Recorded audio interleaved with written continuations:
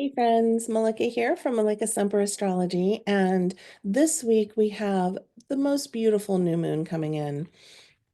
If you like emotions and if you like sensitivity and if you like the dream world and creativity and fantasy, then you're going to love the sky that we're under. So on February 27th at 4:44 p.m. Pacific time, the new moon will come in strong in Pisces. So we have a double Pisces sky. The sun and the moon both meet up in the heavens at 9 degrees of Pisces. So looking in your own chart, seeing where 9 degrees of Pisces falls, what house it's in, that's the area of life that is going to be affected by this particular new moon. So new moons are a more quiet time, a reflective time, an introverted time, especially when the new moon is in Pisces. This is a sensitive time. Emotions are really going to be tender and we're going to feel things deeply. This is the new moon is a time of renewal, right? It's setting intentions for the new 28-day cycle. So under Pisces, it's emotional renewal, it's spiritual renewal, it's heart renewal. It's this feeling of a lot of heart energy, compassion, and empathy for others can really swirl around us during this week. We're building up to the new moon, so we feel it about a week before, about a week after, and we really want to come inside during this new moon. And what I mean by that is coming back home to the self. It's a beautiful time under a Pisces sky to do a lot of inner work. Not only are the sun and moon in Pisces, but I think there are five other planets in Pisces right now. Saturn, Mercury, Neptune, the North Node, just off the top of my head, are all in Pisces. So, those of us that are going to feel this new moon the strongest are the dear Pisces, the Geminis, the Sagittariuses, and the Virgos, especially if you have planets around 9 degrees of those signs, um, give or take 5 degrees on either side. We're going to feel this the most. And to step into doing our inner work, our heart work, is going to be really important. And it sort of sets the stage for the next 28-day cycle. It's a very spiritual time when there are so many planets in Pisces. We can feel a little bit like we're floating, floating on top of the earth.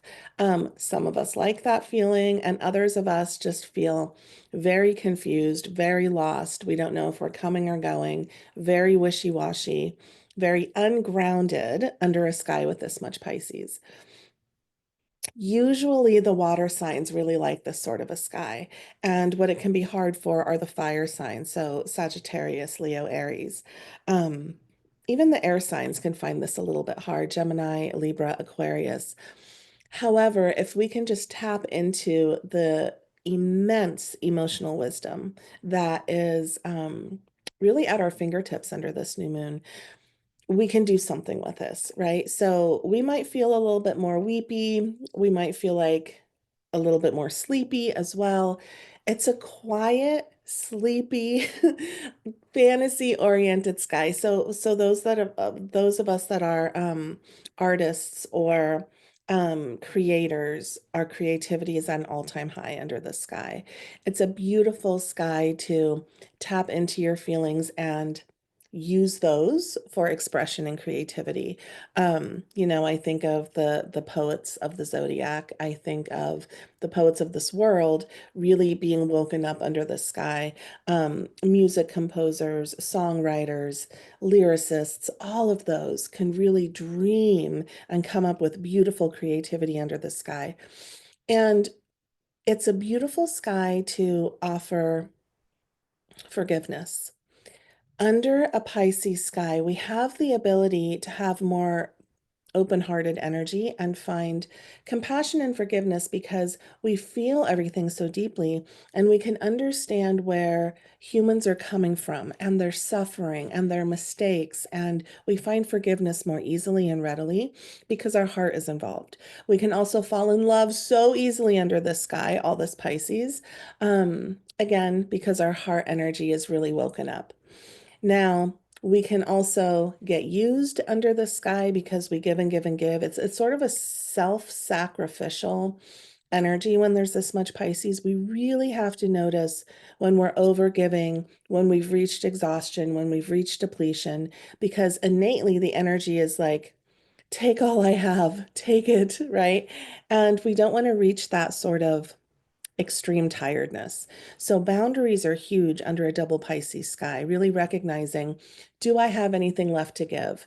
No? Okay, let me recharge. A lot of self-care under this particular sky, anything having to do with water. So taking a bath, taking a shower, walking by water, swimming in water, drinking extra water, all of that is going to feel like medicine under a Pisces new moon. But above all, it's heart connection, it's tenderness, it's sensitivity, it's finding wisdom within the tears and the release of emotions, the release of tears. It's going slow under the sky. We're really going slow. We're coming home. We're turning inward. That is the work here. Emotional renewal, spiritual renewal, heart renewal, a lot of forgiveness, and a sweet gentleness, if you will. So enjoy this double Pisces sky. Again, you'll feel it about a week before, a week after February 27th. All right, I'll be back next week. Thank you guys for watching.